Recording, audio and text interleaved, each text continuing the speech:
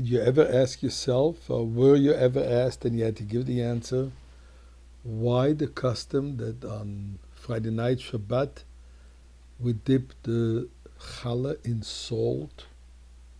And for that matter, it's not only Friday night, but whenever we eat bread, we dip it in salt. What's the reason for that? So we'll discuss it in a moment, but first, let's say chapter 100 together. Mizboil Soida, Ariol Adonai Kol Haaretz, Ivdu es Adonai B'Simcha, Boil Lefanav Birnono, De'u Ki Adonai Hu Elohim, Hu Asanu V'Loi Anachnu Ame V'Tzoin Marisoi. Boil Sha'orav B'Soida Chatzoroisa B'Sila, Hoido Le'Bachu Shemoi Ki Toiv Adonai Lo'elam Chazdoi, V'Yad Doir V'Doir Emunosoi. Let's give some tzedakah. Excuse me.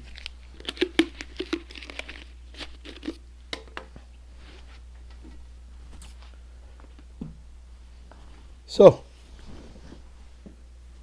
statement that says, Shulchan Daime LaMizbeach, a table where we eat. Daime is compared, is likened to the Mizbeach, to the altar. What are we offering? What are we sacrificing?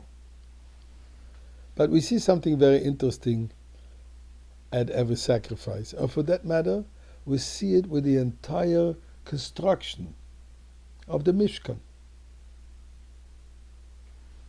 When we look at the Chumash, what was it that the people were asked to bring to the Mishkan to build the holy temple in the Midbar, in the desert? Just look at a few of the lines. What did they say? So, as an example, Zahav, Kesef, and Cheshes, gold, silver, and copper, Utcheles, Vargomam, V'telah Shani, V'sheish Izim,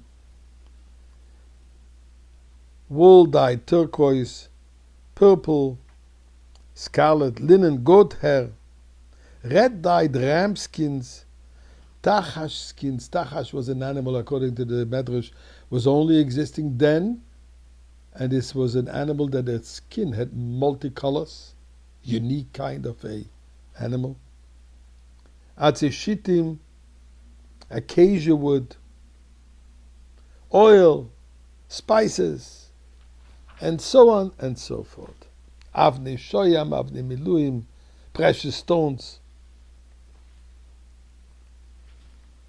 So we have over here basically the four types. Stones, copper, silver, gold, which is of the doimeim world, the minerals. Doimeim also comes from the Hebrew word silent. They don't speak. You don't see any vibrant life in them. They exist. Inanimate objects. Then we have tzemeach, wood, spices, growing, vegetation.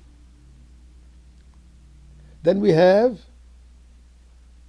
also chai, the leather from the animal, the wool, the hair. All this is coming from the animal. And finally we have obviously the person who is involved in doing all this. We have this food chain. The doimim, the mineral, the earth and the water is subservient to the vegetation. It makes the vegetation grow. The vegetation feeds the animal. The animal is subservient to mankind. It's called the food chain. Right? There's also a spiritual food chain. Now, who does man serve? Obviously, man should be serving God. Same thing was also true when we brought an offering, a korban.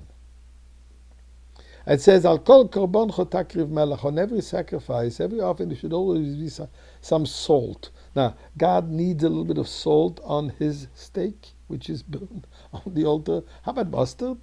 And whatever other spices one puts when we put on a grill? Obviously, that's not the meaning.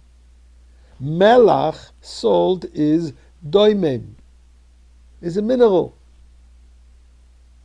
When we brought an offering, we had to have over there a mineral.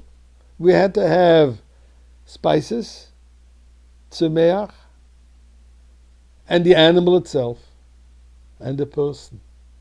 Because this way, we elevate all elements, the doimim, the tzumeach, the chai, and the medaber, they're all subservient to Hashem. They all participate in the mitzvah. That was the truth of the Mishkan. We needed in the Mishkan that everything should participate in the construction of the Mishkan to tell us in our lives, our own temple, every aspect of our lives. We have in us a doimim, we have a tzomeach, we have a chai, a medaber. All this has to be subservient to Hashem. And ultimately, this brings about the Geula.